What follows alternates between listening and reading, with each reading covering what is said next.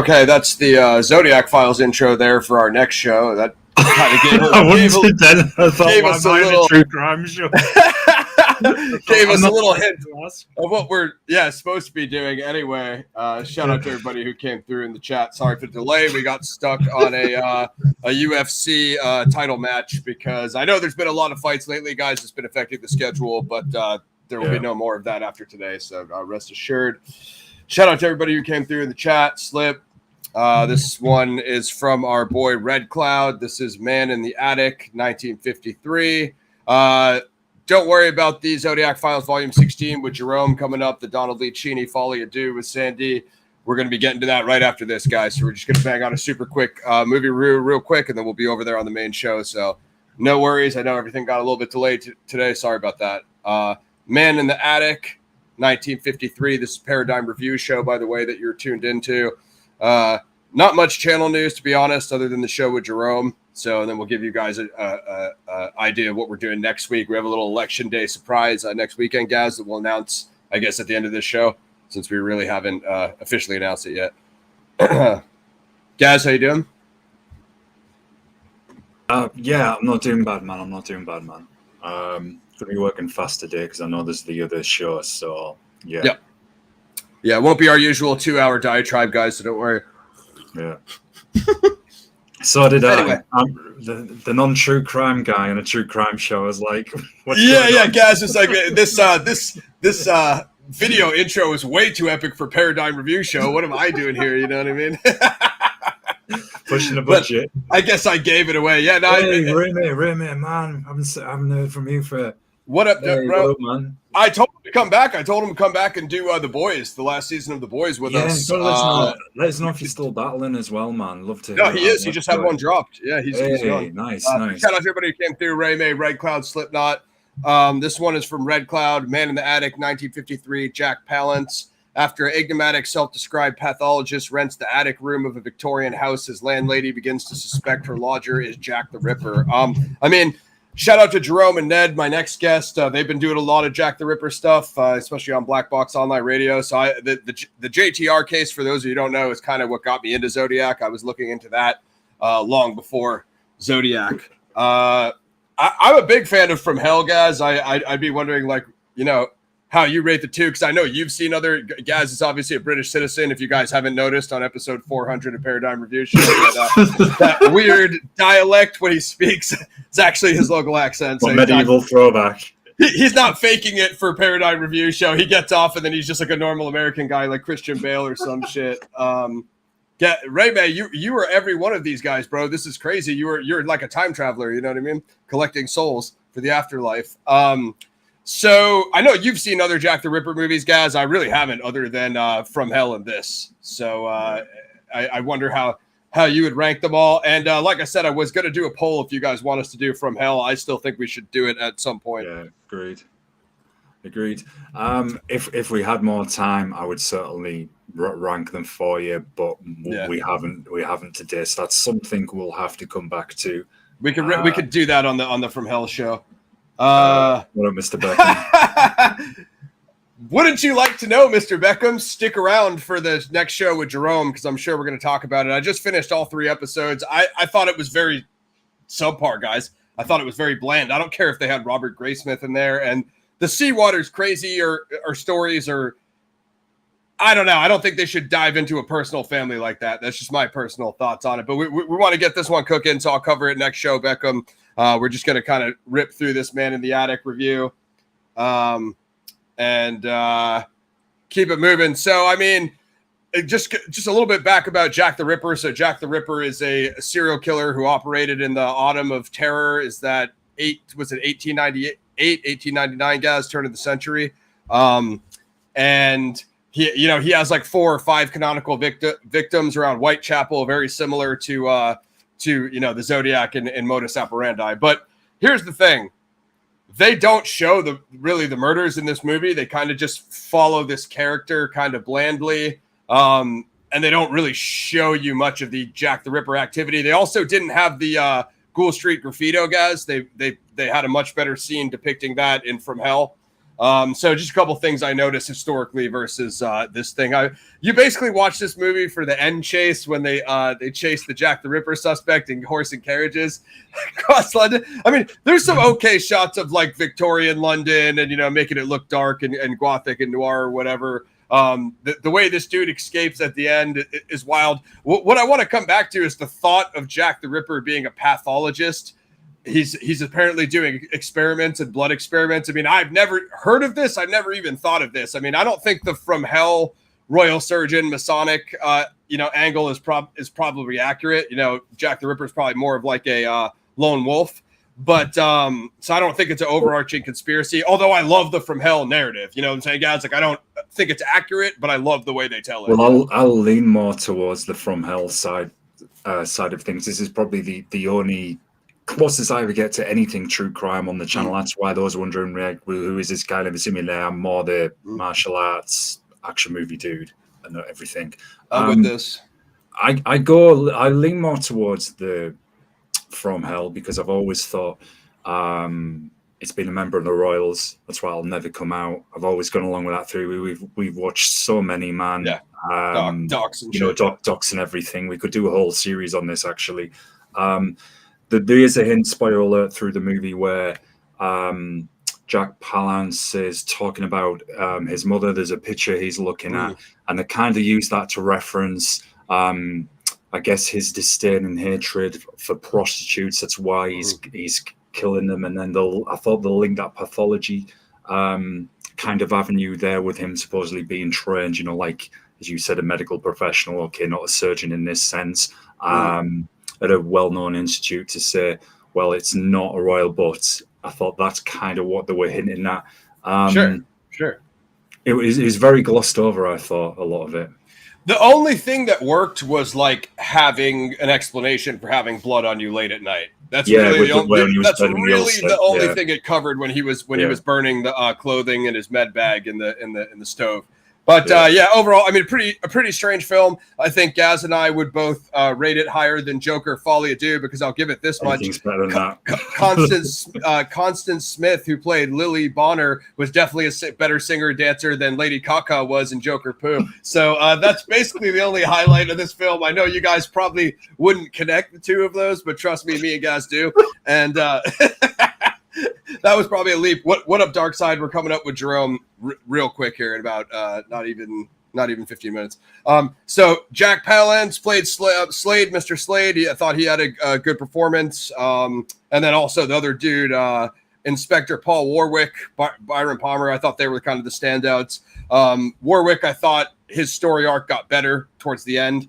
So that one line he has when they're in that museum with all the serial killers' faces plastered on the walls, guys, is he's talking to Slade, and he's like, man is the most dangerous of all. Unfortunately, man is the most dangerous of all beasts. Yeah. I just thought that was interesting because that's so close to the quote Zodiac said in his letter, man is the most dangerous game of all. I mean, he called it game where they said beast, but it could be possible, guys, I'm bringing this up for my Zodiac audience, that could be one place that either Zodiac took that from or was influenced by it. I don't know how many versions of this are if it's just this movie, but yeah, that is an interesting line. And then Palance replies with, man is no beast. Man, I think something like man will do what he will does do. What he does, yeah, or something does like what that. He does. Yeah. But that whole scene was quite interesting because he was listening to how people are describing him. So it was quite. Yeah. That was one nice little tweak. I mean, other than that, dude, it's just this guy renting a room from the people upstairs and coming in and out. They don't really show you the Jack the Ripper canonicals the way From Hell shows you the canonicals, which, I mean, not necessarily that you want to see the dismemberments, but a little bit more of like, you could show it without showing it, right? You could show him going up there and doing it, showing it from an angle where you don't see anything. And then like in the instance, I didn't think about the graffito thing until now, until after. And then I was like, that's like a big, it's a major cover up, as Gaz said, in terms of conspiracy. I think I would check out the Michael Caine. I think, did you say you saw that, Gaz, the TV movie? I know Gaz has seen a lot of the Caine stuff. No, I haven't. I was just about to ask Slip, so I'll say this on stream real fast now. I think I've only seen it once. Is there a Sherlock Holmes versus Jack the Ripper movie, an old school one starring Peter Cushing? I think it was on TV. I was just about to ask you that, Slip.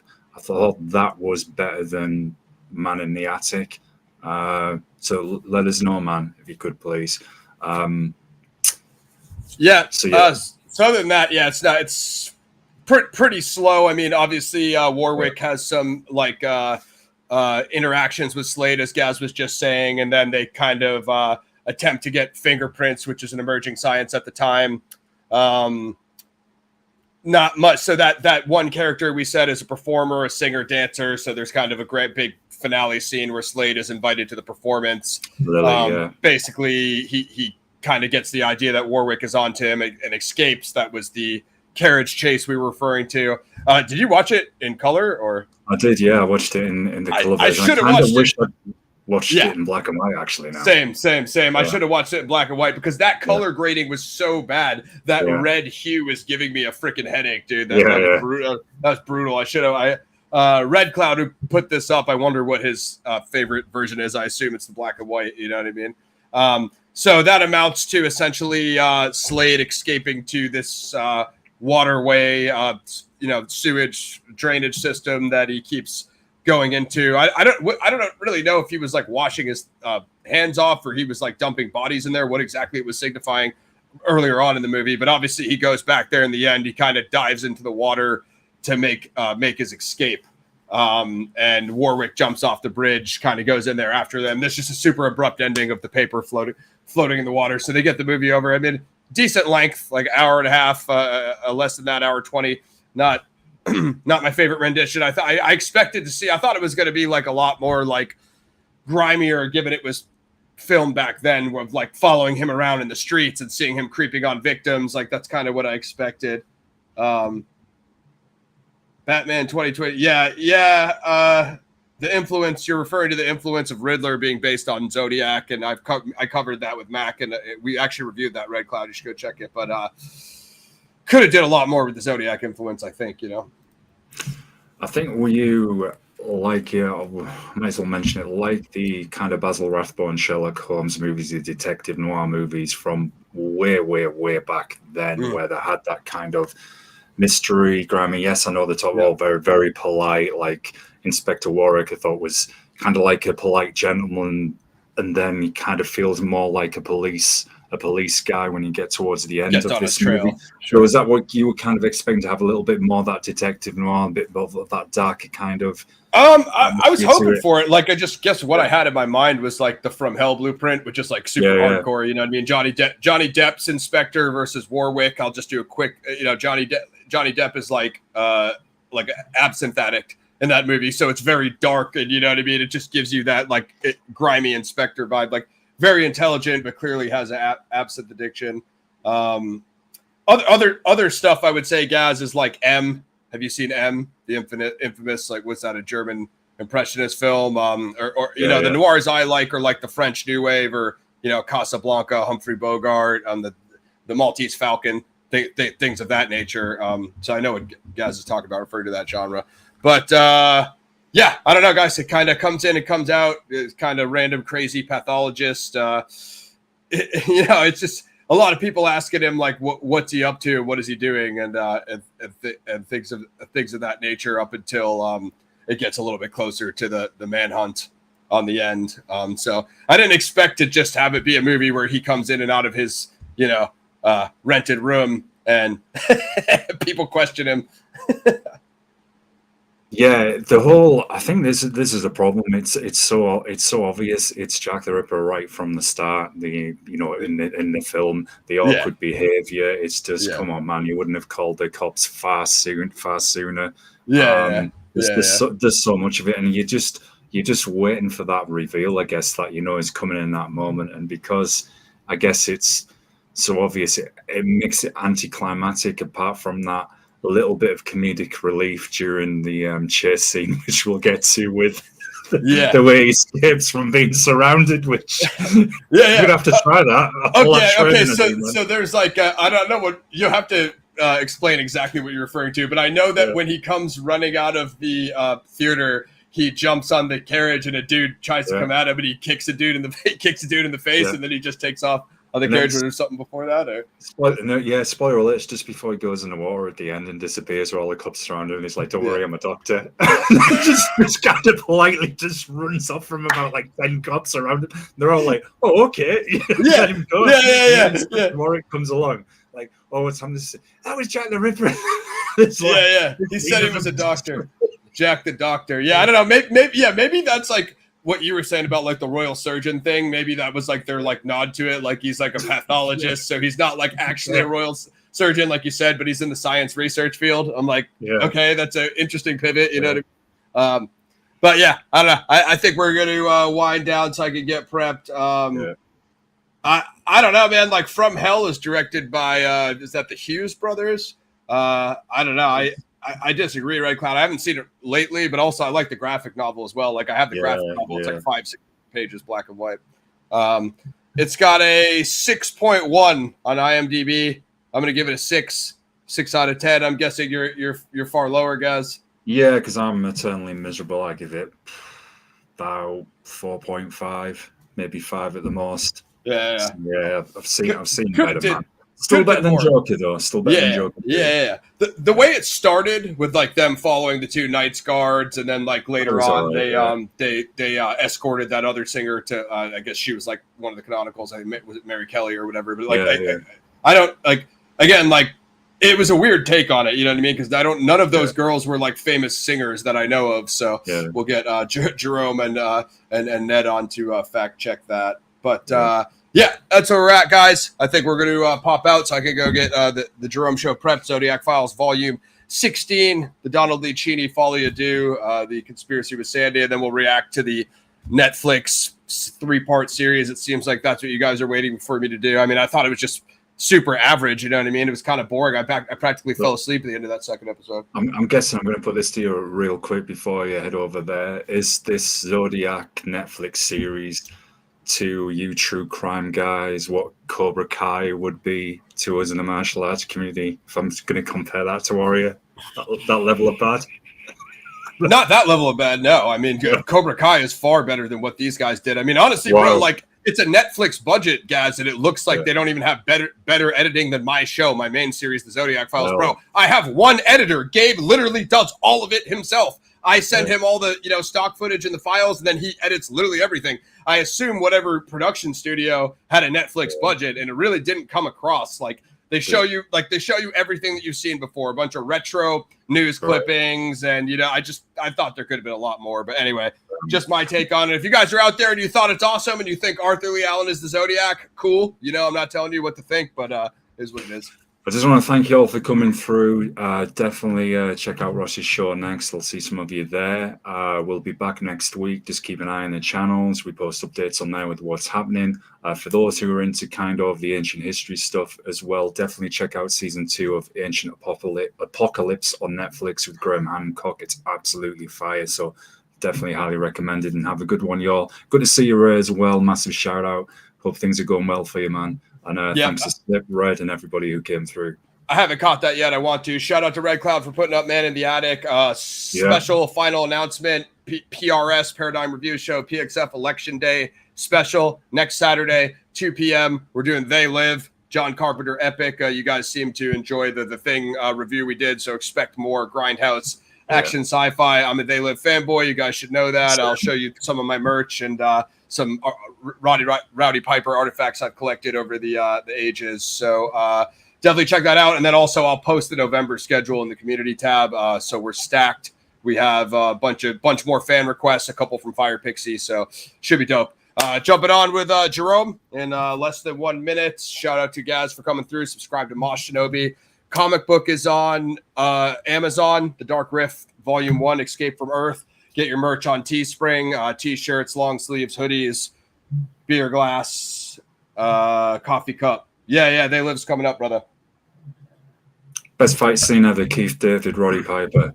It's a classic. Awesome. Expect a deep dive analysis. Going live with Jerome now, his theory on the Donald Lee Cheney, Sandy Panzarella Conspiracy, Zodiac Files, Volume 16, excuse me. Already messed it up. And 10 tag in there. All right, guys. I'm going to drop out. Peace out, guys. Talk to you later, Ross. Have a good one. Peace out, brother. Have a good day.